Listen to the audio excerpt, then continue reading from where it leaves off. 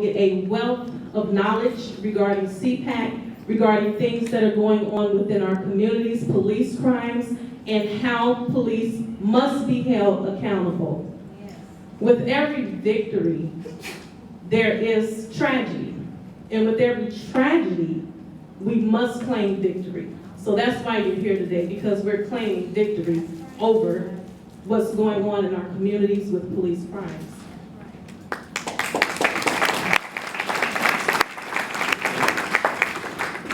Frank Chapman is now going to come up and give the welcome.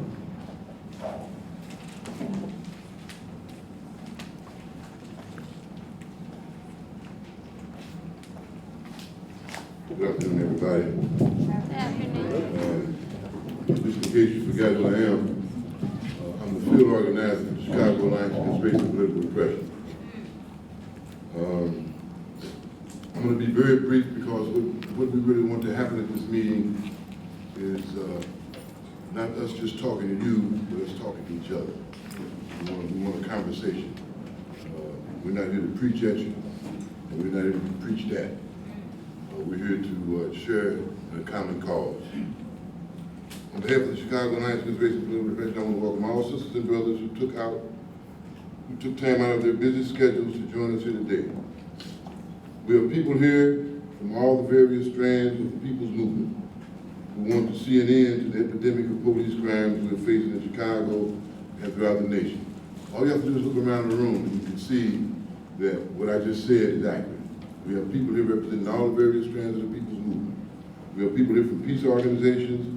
By the way, the Coalition of Labor Union Women just endorsed us today.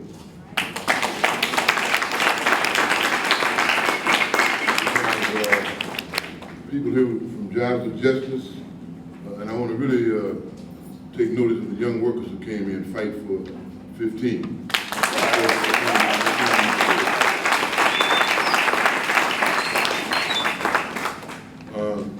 I don't have time to mention everybody, that would take up all my time. But you know you're here, and we appreciate you. There will be presentations here today that will inform you about our campaign for an all-elected civilian police accountability council. We initiated this campaign back in April 2012. In fact, almost exactly 1 month after Keo Boyd was murdered by Dante Servit. But prior to that, we had been working on the Howard Martin case, and you'll hear more about that later. So I just want to take a few minutes to speak about context. Why is it so important that we have this meeting now? And how can we, as a movement, make a difference? Well, I don't really believe I have to convince you of the importance of this, because every time we turn on the news, every time we look around, somebody is being brutalized or murdered by the police. That's almost like a daily occurrence. In fact, a number of years ago, the Malcolm X grassroots movement said that every 38 hours, I believe it was 32, that 28. It's 28 now. Okay, it's getting worse. Somebody is murdered by the police, not somebody African American is murdered by the police. So now, you don't need me to convince you of the seriousness of this problem. Daily events are doing that all the time. However, we do need to point out that now we're entering into a different climate. The moral and political climate of the moment is not what it was in 2012. In 2012, we were struggling uphill to try to get. In fact, the first people's hearing that we called was in 2012. You were there. We had only 150 people in the room. But that was the first time that victims of police crimes had been listened to by 150 people.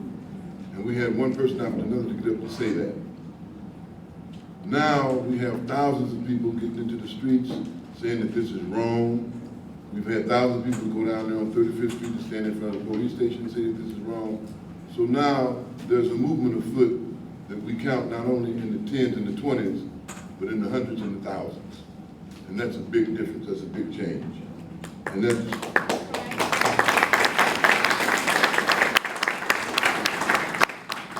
And that has a lot to do with the context in which we are conducting the struggle. You know, instead of conducting it with the wind in our face, now we're conducting it with the wind at our backs.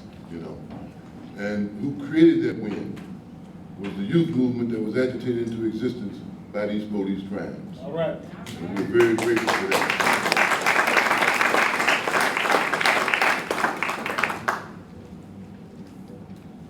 So this meeting here today is not to analyze the problem, describe the problem, talk about the problem. It's to look at what we can do about the problem. All right. This meeting here today is going to be about what are we going to do? What's next? Come on. You know? And we must continue to protest. We must continue to get in the streets. But we need to do more. A police officer being prosecuted for murder, or brutality, or torture, or whatever, that's important. We must continue to demand that. But that's not the most important demand. The most important demand is that we change this system, because this system is corrupt and racist to the core. And unless we change the system, it's going to continue to produce and turn out racist police who murder us in the streets.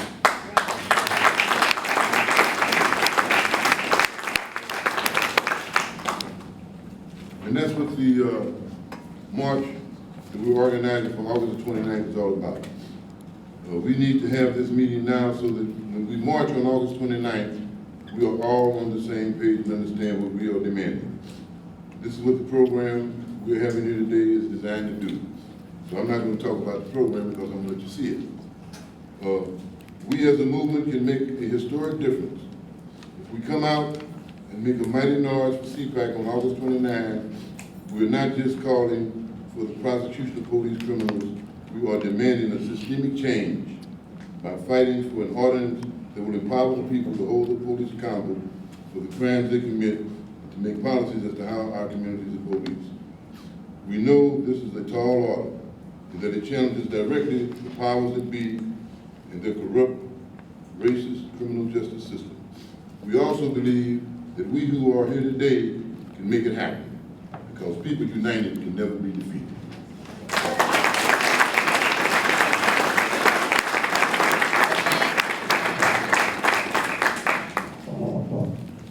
We're going to now view a 10-minute video presentation, Systems of Power in the Chicago Police Department Before and After CPAC.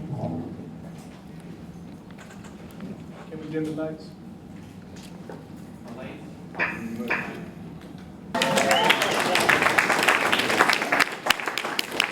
That was a very brief glimpse in the power of CPAC and its importance. So we're going to explore it a little bit more further with a PowerPoint presentation and audience dialogue. Your thoughts, your opinions, just an overview of what CPAC outside of what was viewed here, how it impacts cases in particular. This PowerPoint presentation will be presented by Jeff Baker, Attorney Redmond, and Alma Montez.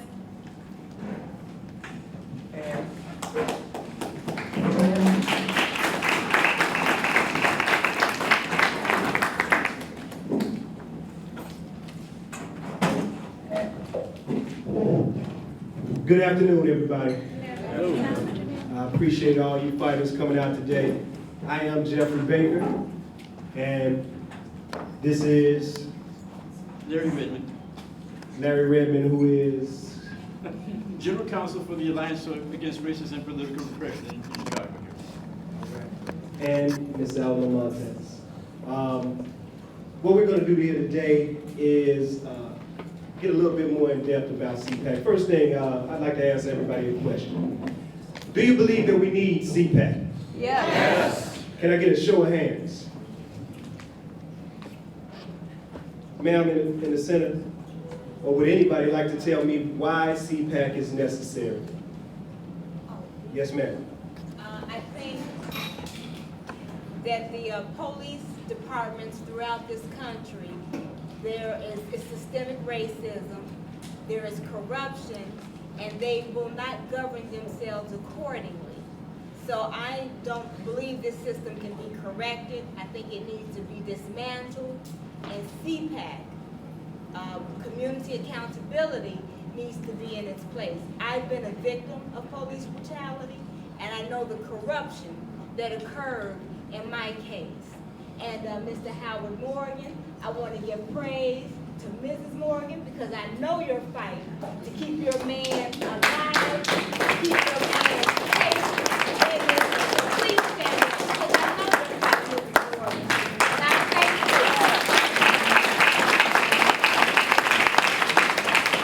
thank you. Thank you. Anybody else? What will CPAC do? Yes, ma'am. What will CPAC do? I think CPAC will bring justice and justice back. Yes. Yes. Justice. That's right. Anybody else? Can anybody else tell me what CPAC will do? That's great. Can everybody see the screen in the back? Beautiful. Protect the people if it's not monitored by the people. So I think it needs to be more of a community thing. So we kind of are responsible for their actions so that we make sure they serve and protect the people. So CPAC, They couldn't hear you. So I think when cops say they serve and protect the people, they really don't know the term serve and protect the people. So if the community is watching them, the community can make sure that they are serving and protecting the people. So that's why it's important, and not have other CPAC will ensure that the police actually serve and protect the people, because the people will be not only monitoring, but in control of the police. Is that what you said? Exactly. All right. CPAC is all of that and more. CPAC is community control of the police, to put it simply. And by community, we mean you in control of the police. CPAC is you writing the police rule book, including all use of force guidelines, standard operating procedures, and general orders. CPAC is in cases that the state's attorney's office decides that she will not, or he will not, or the office will not prosecute. CPAC will have the power to present to a federal grand jury. CPAC is you determining the difference between excessive force and necessary force. For some reason, there seems to be a disconnect between what the police see on the same exact videos that we see. We need to be in that room. We need to be part of making that decision. We need to be in control of making that decision. We are the community that they are supposed to be serving and protecting. Is that correct? That's right. CPAC is judging police misconduct and crimes by the standard that they were meant to be judged by, and that is by a preponderance of the evidence. I would like for Larry to break that down for us. A preponderance of the evidence versus beyond a reasonable doubt. Can you speak to that, Larry? Yes, I can speak a little bit to that, but the first thing I want to point out is across the side of the cars that police officers drive, it says we serve and protect, but it does not say the people. So we got to be clear as to who it is that the Chicago Police Department serves and protects. It's not us.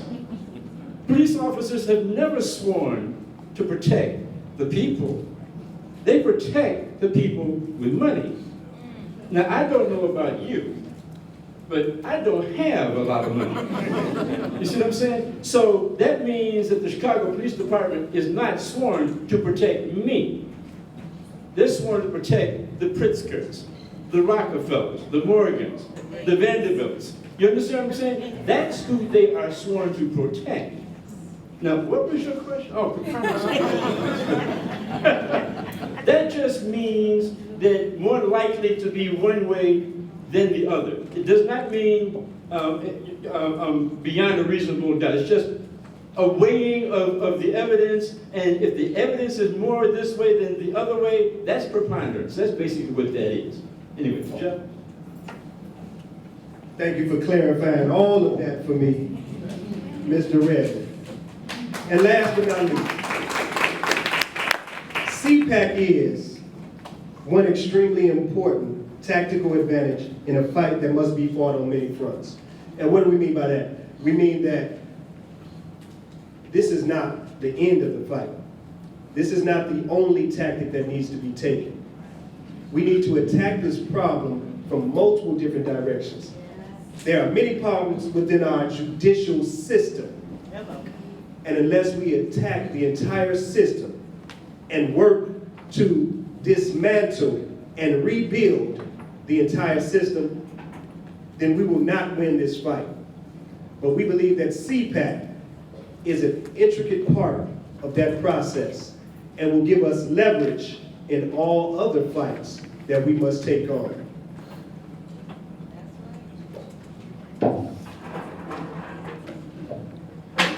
But is it my fight? What you see on the screen here are Dakota Bright, Rekia Boy, Ronnie Mann, and Tiawan Demore. They may not look familiar to you because they are not actually Dakota Bright, Rekia Boy, Ronnie Mann, and Tiawan Demore. They are my 3 children and my wife. Why can't my son be Dakota Bright, a 16-year-old chased down and shot in the head, a 16 unarmed child chased down and shot in the back of the head by police? Why can't my daughter be enjoying a night out with her friends that she grew up with in the hood without being shot in the head at the age of 21? Why can't my eldest son be Ronnie Mann, who was murdered, and my understanding is screaming, "I don't have a weapon"? Why can't my wife be Tiawan Demore, sexually abused, and then thrown in jail for trying to record the proof that she was being mishandled and coerced by those that were supposed to be investigating her abuse? Spent 2 weeks in jail. Why can't that be my family? Why can't that be one of your loved ones? It can. That's why it is our fight that we have to take on. So, without further ado, I would like to make this extremely plain as we possibly can.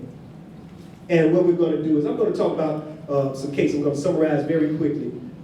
Not going to go in depth about the cases, but I want Larry to talk to you guys about what CPAC, the difference that CPAC would make or would have made in these cases to make it as real as possible for you. So what I would like for you guys to do, because every time I talk about one of these cases, I have one of my loved ones in my head. I would like for you to have one of your loved ones in your head as we talk about this injustice. And then what would have happened if CPAC existed in each one of these cases. First we have Stephon Watts. Does anybody know the story of Stephon Watts? A 16-year-old autistic child who was going through an autistic episode. His parents had been told by the police to call them if they needed help. They first called the hospital, if I'm not mistaken. Yeah, I'm not mistaken. They first called the hospital. The hospital couldn't come out.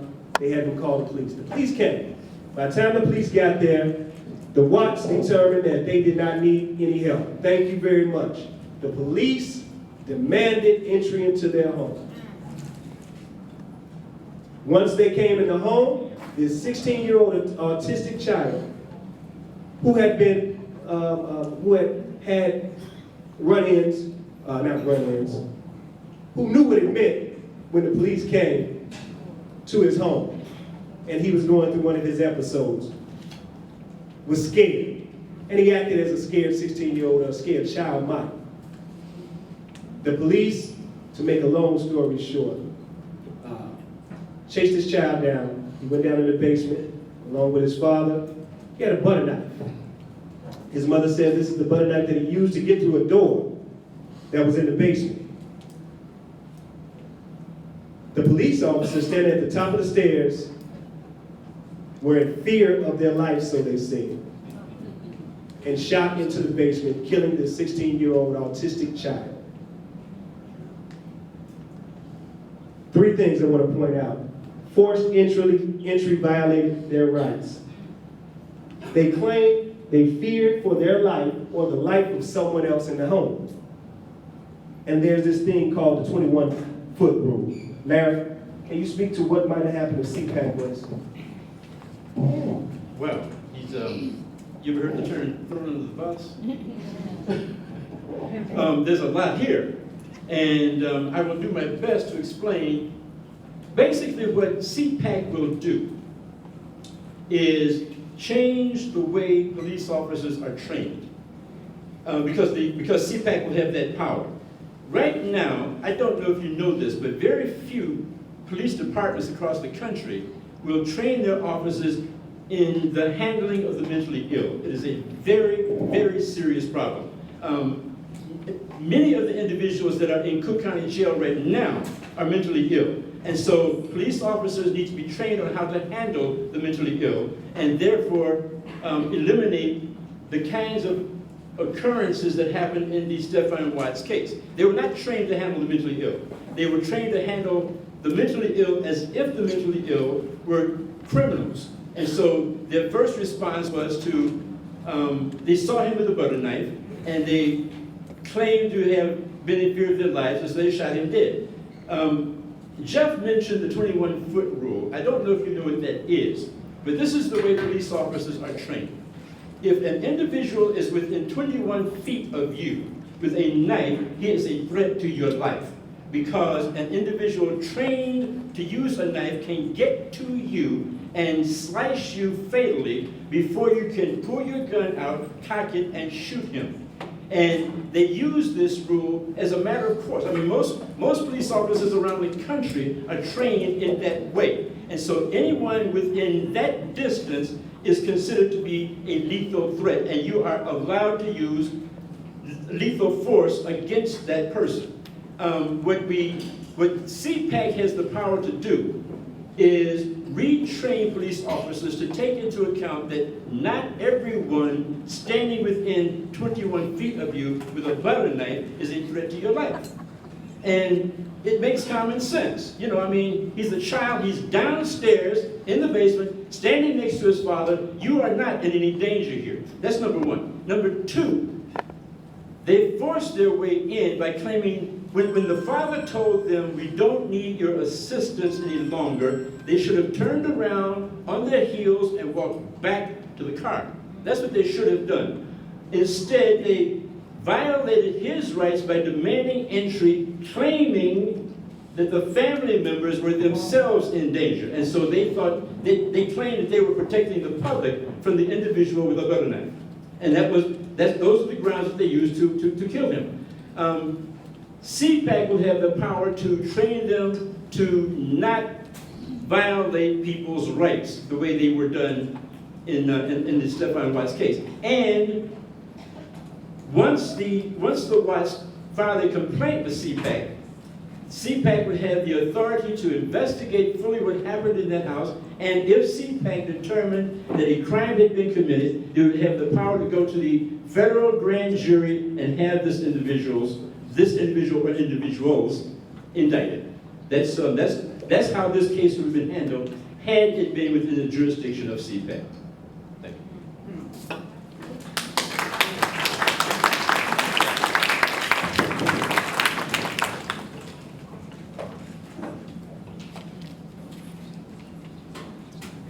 Rekia Boyd.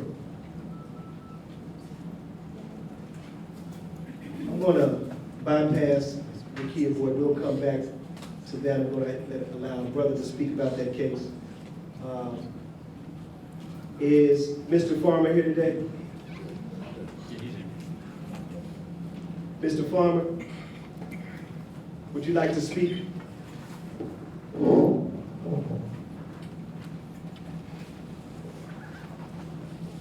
Mr. Farmer can tell this story much better than I can. And then once again, Larry Redmond will talk about what would have been different in this case had CPAC been the law of the land.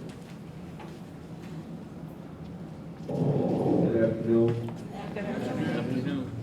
With my son Flint, what happened actually, he was running from the police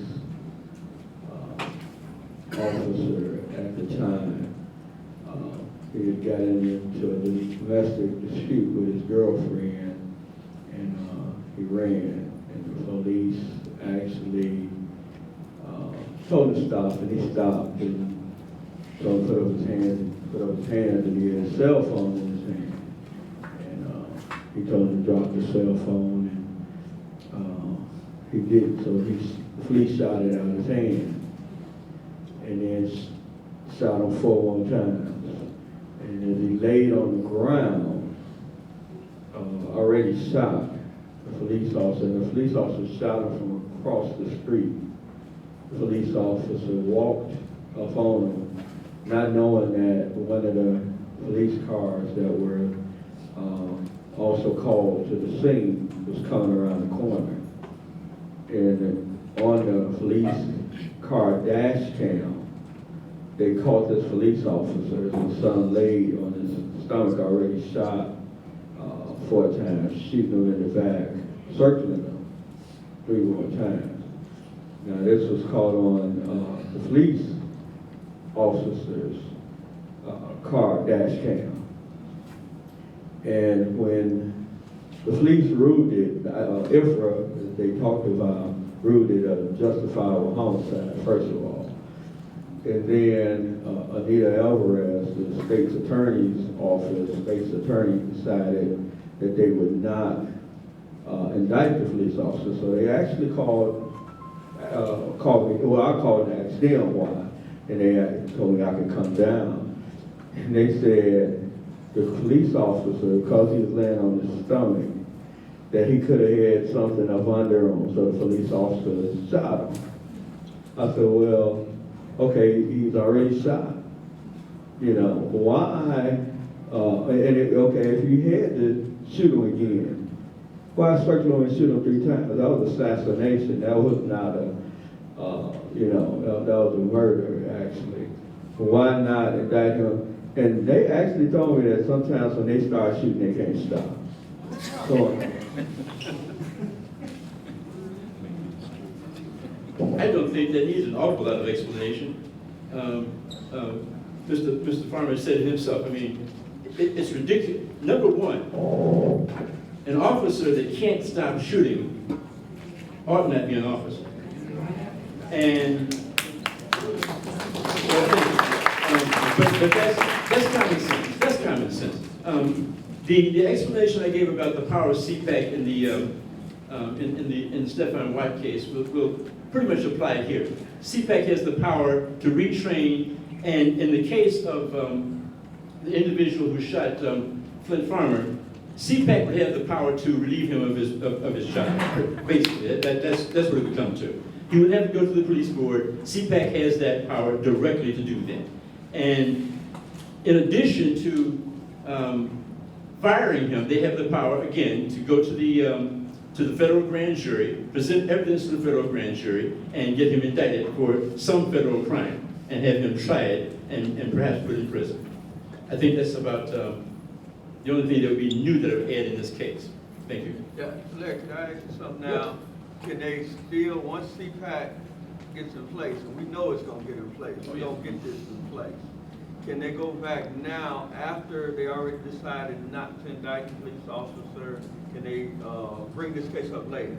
Because murder is for no statutory. I think, yeah, my initial answer to that would be, Repeat the question. the question was, once CPAC is in place, would CPAC have the power to now go back to this case and have this individual officer indicted? And my initial answer would be yes, but I'd really like to temper that and say I'd like to look at a few more details about the case. in order to give that, yes, but initially I think, yeah, they would be able to go back and have him indicted for the crime that he committed.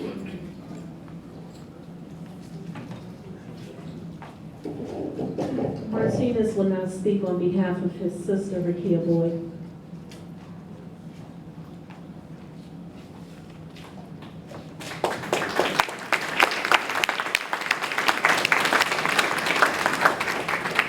Peace, everybody. Peace, Peace. Rekia Boyd, she was in Douglas Park, March 21st, 2012. Enjoying the weather, 75 degrees in March, right? I mean, come on, we're not really getting that now. So, as she was walking to the store, she got approached by an off-duty officer, personal vehicle leaving his home. 4 people in a group, 2 male friends and her best friend, Ika.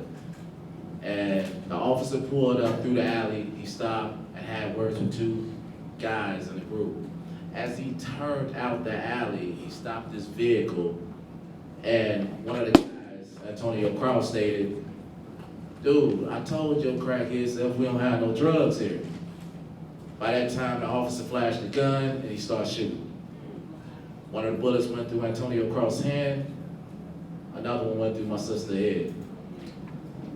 Now, the thing about this, I met this officer, and even told me how he killed my sister.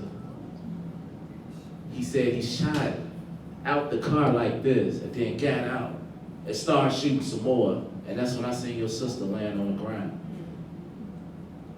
And they just left her there, hospital 4 blocks away. Fast forward to the trial. But before the trial, I met the prosecutors, and every question that I asked, I said, they said, "We're gonna put charges on this cop. We're gonna give you 2nd degree." And I'm saying, 2nd degree? This is murder, why not 1st degree? "Well, Martinez, are you a lawyer?" I said, "Well, I don't have to be a lawyer to have common sense." So he said, "Well, I've been doing this for 20 years. This is what we're good with, either you take it or not." I said, "Well, whatever, man, do whatever you gotta do, but I'm still not happy with it." So we go down. When he told me that on a Friday, the Monday, he comes out with, "Oh, we're charging our officer with involuntary manslaughter." We didn't talk about that. And I asked him, he said, "Well, we talked about this and we figured involuntary manslaughter was a better fit," right? And so we argued the whole time for a couple of years, you know, and well, for a little bit over a year. Trial comes, and they said, "We're gonna put a gag order on you. We don't want you to say nothing because you're gonna be on the witness stand." So I couldn't say anything.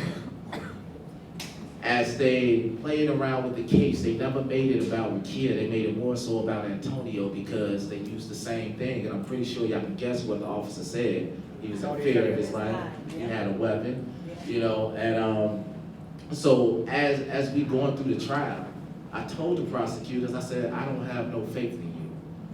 You're not treating this case like you're supposed to treat it, like you can." And he argued with me and said, "Well, put everything on the table." I said, "I already told you, I don't have no faith in you. You're working with this guy." He said, "How you gonna tell me about passion when my sister got murdered on the street 4 years ago?" Well, I said, "Well, you treat that damn case like that's your sister, act like my sister is your sister, and you handle it that way."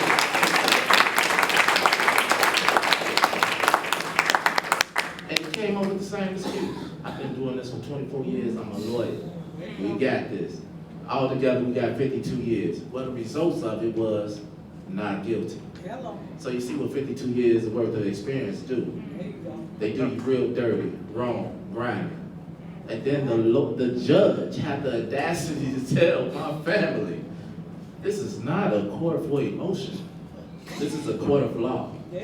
If you have any emotions, now is your time to answer. Now is your time to exit." And he kept staring at my family. Yeah, I knew we lost when we walked in. We seen dogs roaming the halls. We seen dogs on the first floor. Everywhere I went, they radioed it in. "Oh, he's going to the bathroom. He's going to the office." Oh, I knew we lost. They had the courtroom lined with officers. The biggest one in front of me, looking like Michael Clark Duncan. So I'm like, yeah, we lost. I don't know how I'm gonna get past this one. But yeah, they treated the whole case real disrespectful. And the judge said the wrong charges was put on this guy. If any, it should have been first degree.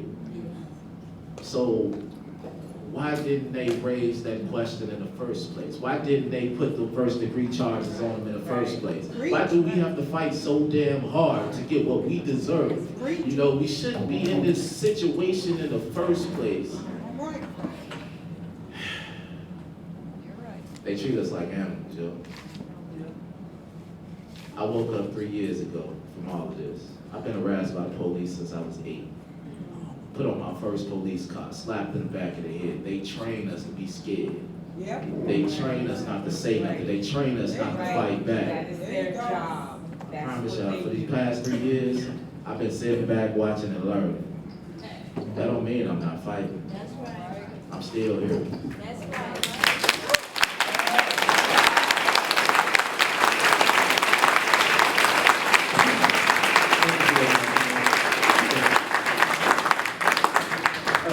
Once again, after a presentation like that, there's really not an awful lot to say. The video that we showed at the very beginning, showing the connection between the state's attorney and the Chicago Police Department, made it plain. Yes. That connection has to be broken, and that's what CPAC will do. With CPAC in place, the prosecutor is saying, in fact, he said it. We've got over 20 years of experience. He knew exactly what he was doing. He had 20 years of experience getting cops off. That was what he was there to do, and he succeeded again. CPAC will put an end to that. And CPAC will be in a position to treat the families with a little bit more dignity. Because that's part of the problem that we have with the Chicago Police Department. They treat us like animals, and they expect us to continue to accept their treatment as if it were okay. Well, it's not okay, and CPAC is going to put an end to it. Thank you. That's right.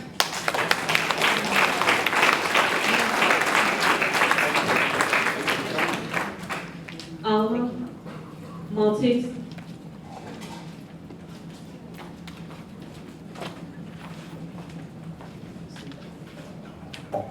Buenas tardes. Buenas tardes.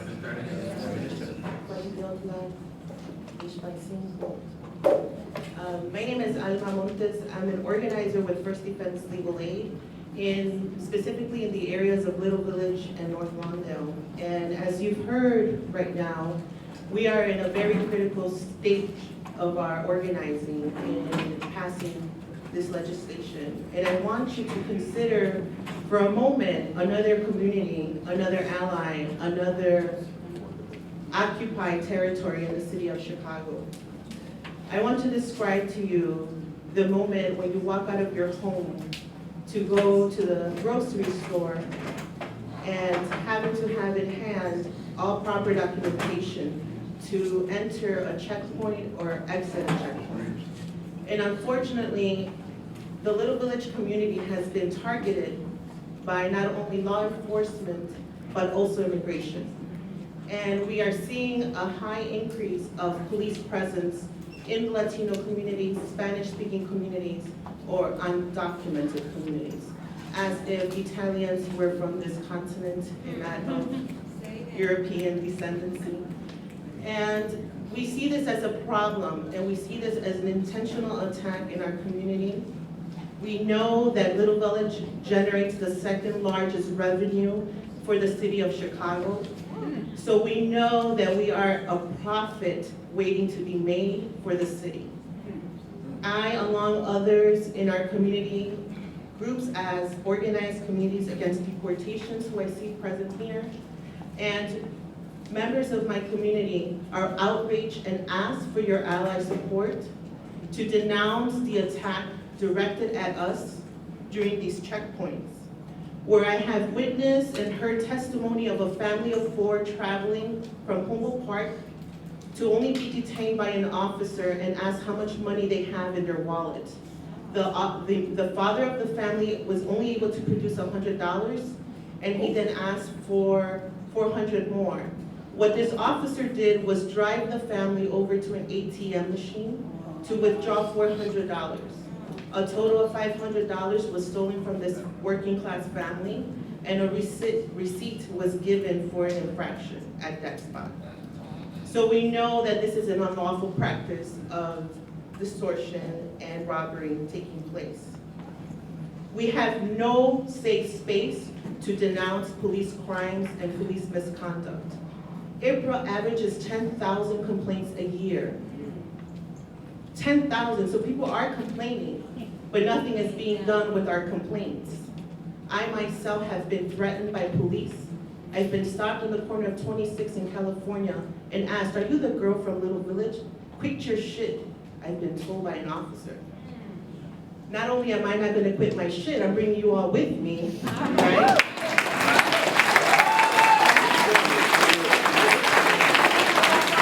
And I ask you to help pass CPAC, because that is the only way we can entrust and ensure our hotline number be posted in every police station. We've met with city attorneys this past April, and they acknowledge that they are in violation of one thing only, of posting up people's civil rights information on every detention center, interrogation center. They admit, we fucked up, we don't have that up. By law, they have to have that up. But they also informed us that they will not post our number. We are a 24-hour free hotline number that responds to all police stations when someone you know is being arrested, detained, or disappeared by CPD. That's why it is important to have our number pushed forward through this legislation. It is the only way we can get this information out. So I ask you to join me and the members of the Alliance to get this legislation through, but also join me this summer and come to our community and help us empower those that need this information more critically, the young people, the undocumented, those that don't speak this language, and do not allow us to convert our community into another occupied state. We refuse and denounce to be policed differently than the white culture up there in Wrigley Field who goes bar hopping every weekend, and there's no preference. It is inhumane to allow us to be policed in this fashion where our families are being separated and children no longer will see their father or mother. Because if